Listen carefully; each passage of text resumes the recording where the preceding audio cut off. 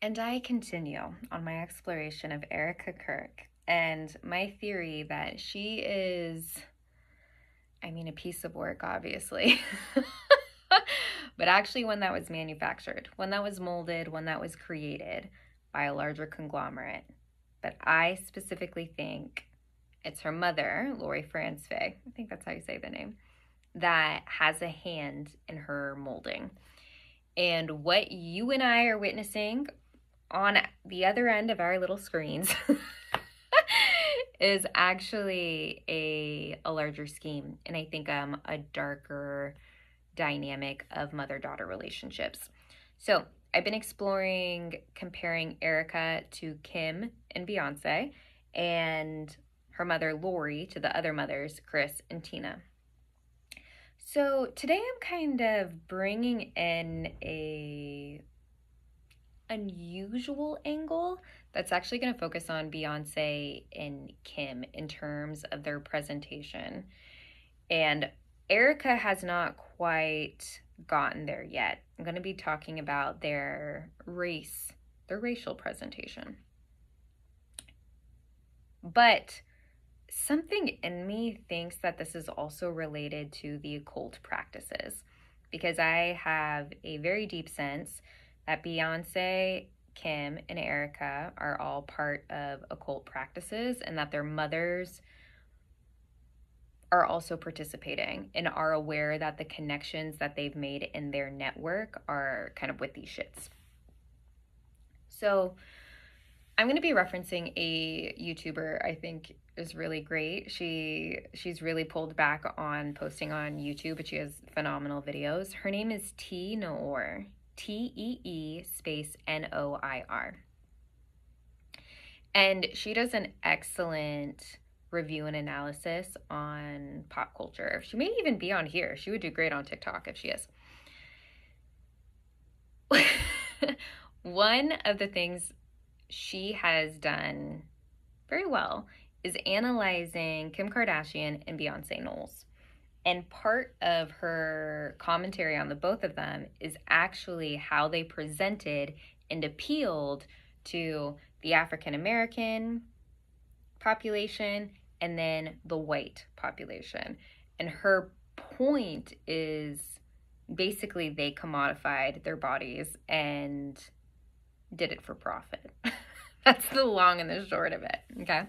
So in a nutshell, if we look at Kim Kardashian, pretty clear in terms of started off with Paris Hilton. The family had this reality show. It was this like rich white bitch type of thing.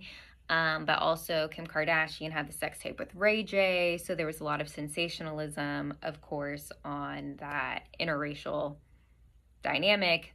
That's a whole topic in itself. And as the brand moved forward, the Kardashians ended up mimicking Black women and their features to propel their, basically sex appeal, to propel their brand and propel the traction that they were getting on social media. And then Kylie jumped in, little sister. She had the lip kits, once again mimicking a feature of a Black woman that is once again typical of not just Black women, but I think this is a fair comparison to make, really focusing on what T. Noir says is the Black male gaze and modifying their bodies to do just that, which is to mimic the presentation of Black women. And so you and I witnessed the Kardashians do that, do what they do, continued on, of course, and then they do all of them, I guess with the exception of Kourtney. I guess like 3 out of the 5 sisters came into union, if I can say that, and had children. So they also have Black children. And once again, we can go on and on and on and on, but that's not for this video.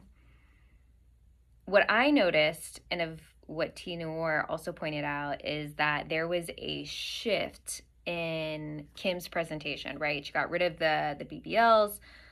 and started to do different like ads and present herself visually with her hair and fashion that exhibited more white features. And so then she kind of went back on that track, which is interesting. I'm sure many other people on the internet are more well studied or versed in that. But I'm just giving you broad strokes, okay? So now let's go to Beyonce. Also, excellent analysis by Noir. So Beyonce comes on the scene, beautiful. And I mean, and for the record, Kim also very beautiful, naturally. Very unfortunate, in my opinion, of all the work that she got done. I don't think it was necessary at all, but I'm not into that kind of thing. I'm not into it personally. So Beyonce, same thing. Very beautiful woman. Came on the scene, kind of this like wholesome, like Southern lady. You know, there's like the Destiny Child type of thing. And of course, like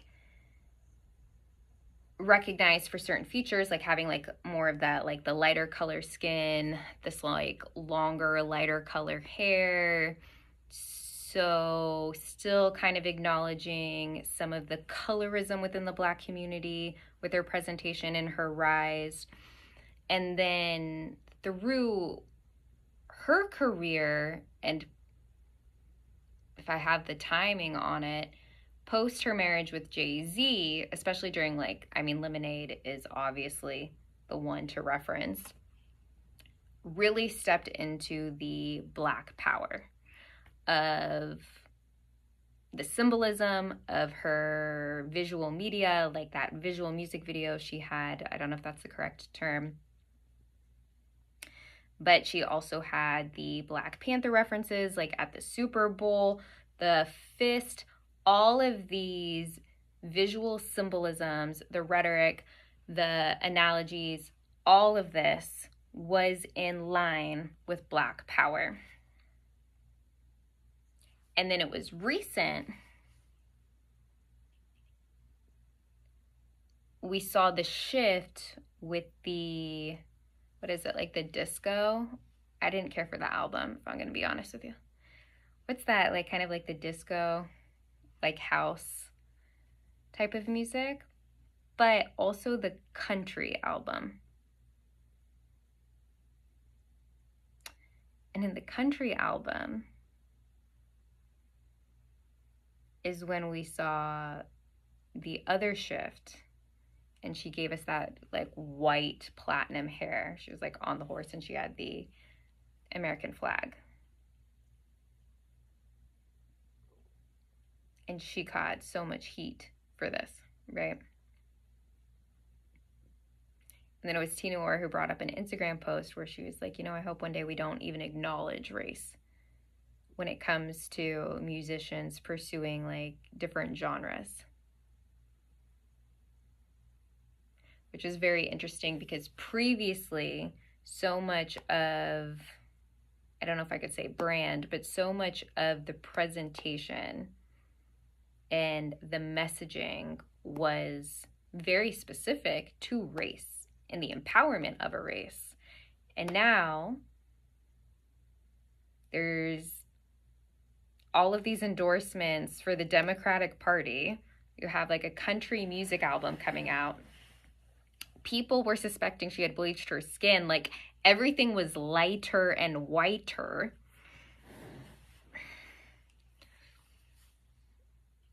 And that was very interesting, right? And a lot of people had a lot of things to say about it.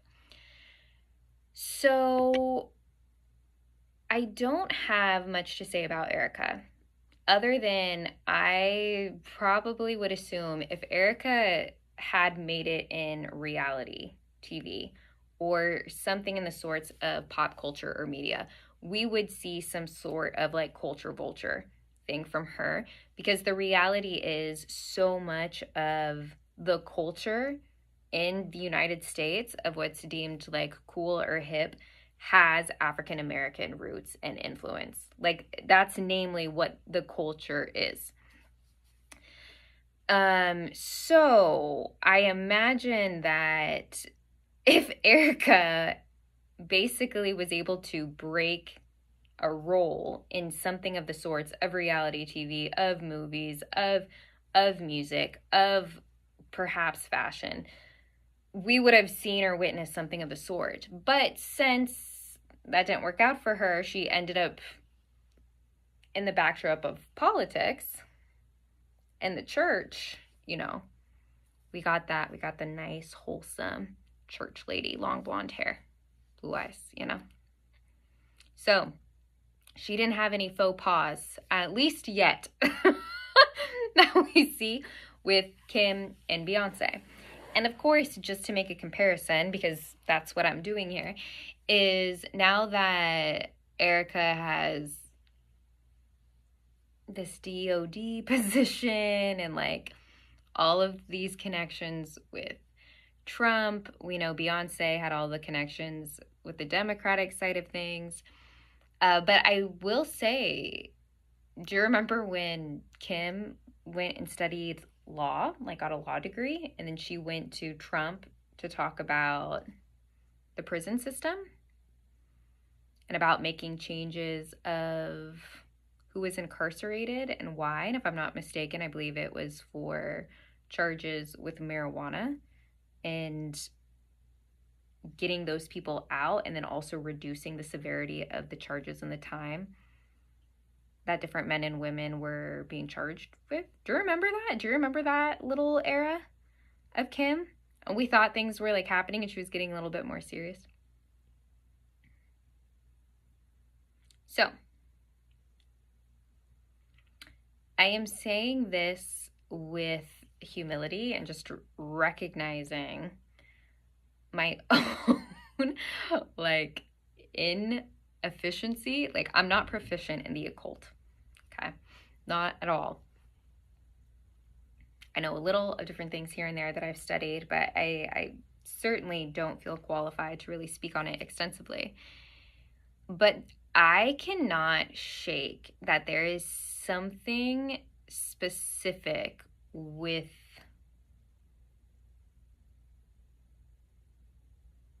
the colors black and white.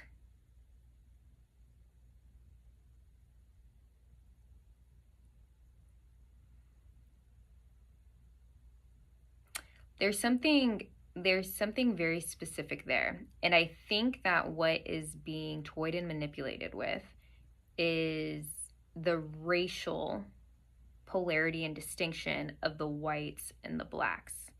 And there's something about the attention or evoking a response from either like a white community or a black community.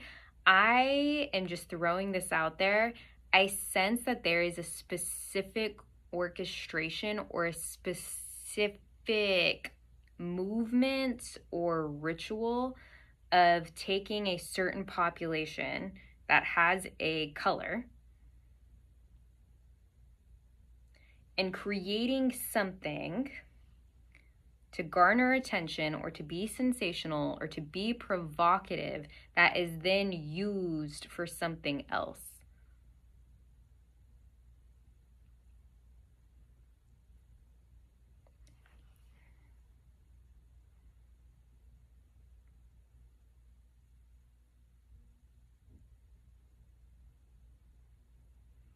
There's two different things I want to say. I think I'm going to say both of them because these are just thoughts and ideas.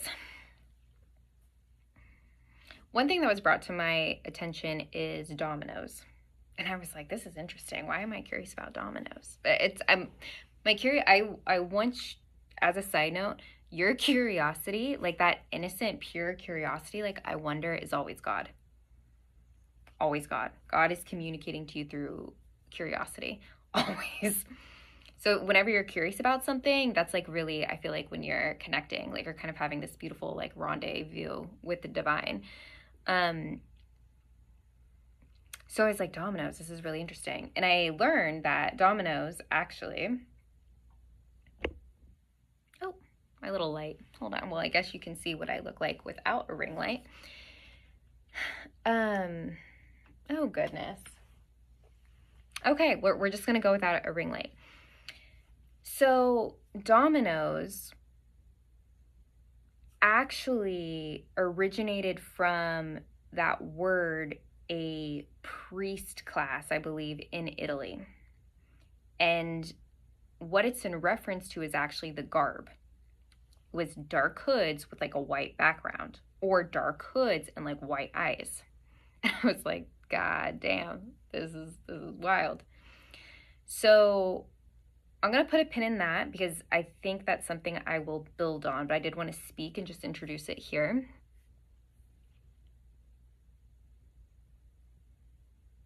There's a second thought I had.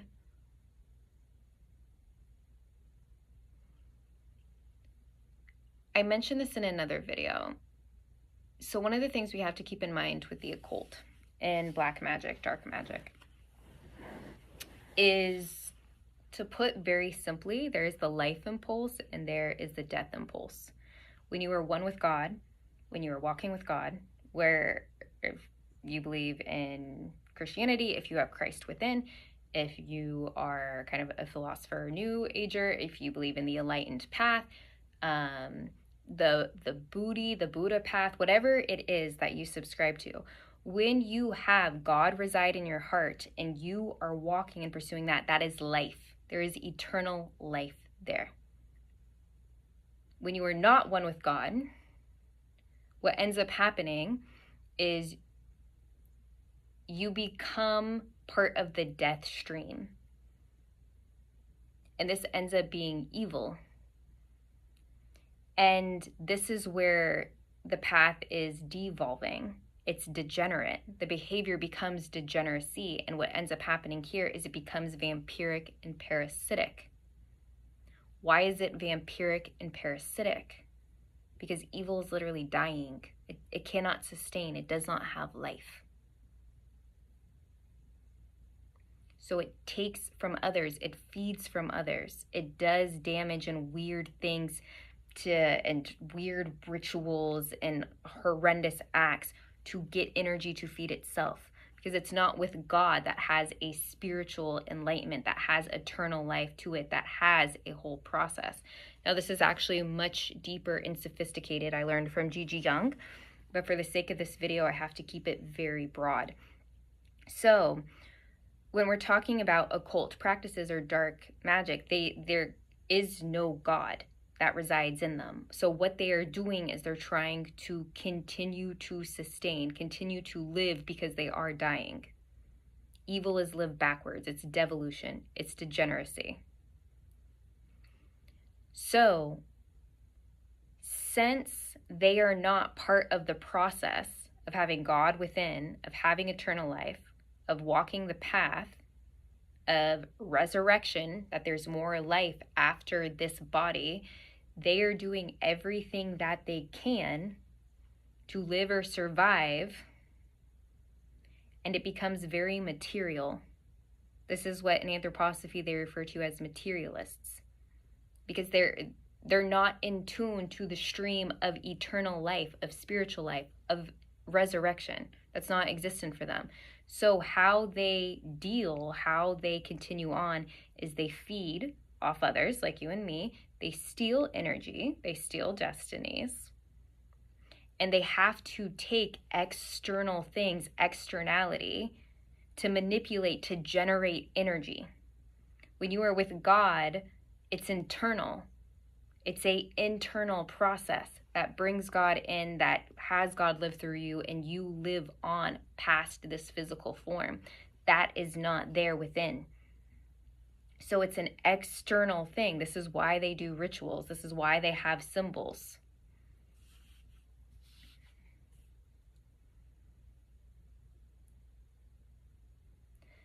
And this is why that they're so obsessed with physical things like DNA or genetics or blood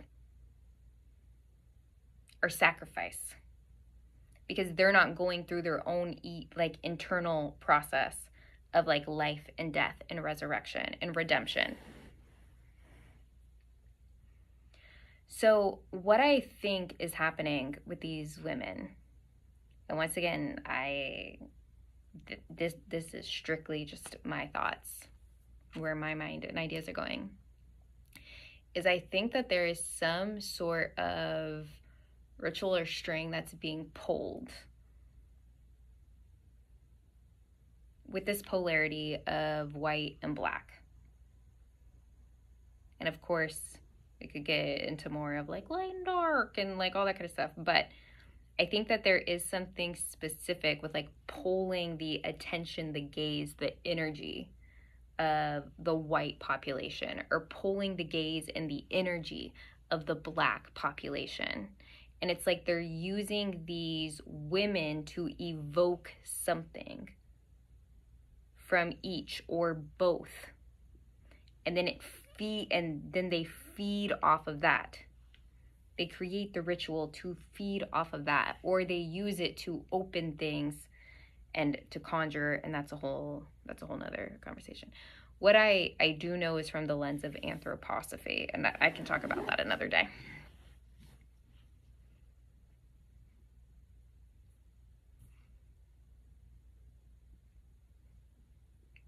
Quite random, I know, but I'm just sharing the thoughts as I have them.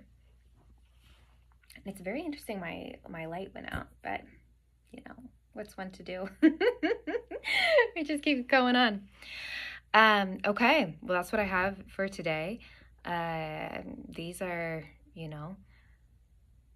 a few thoughts of many more, and I will certainly continue the exploration.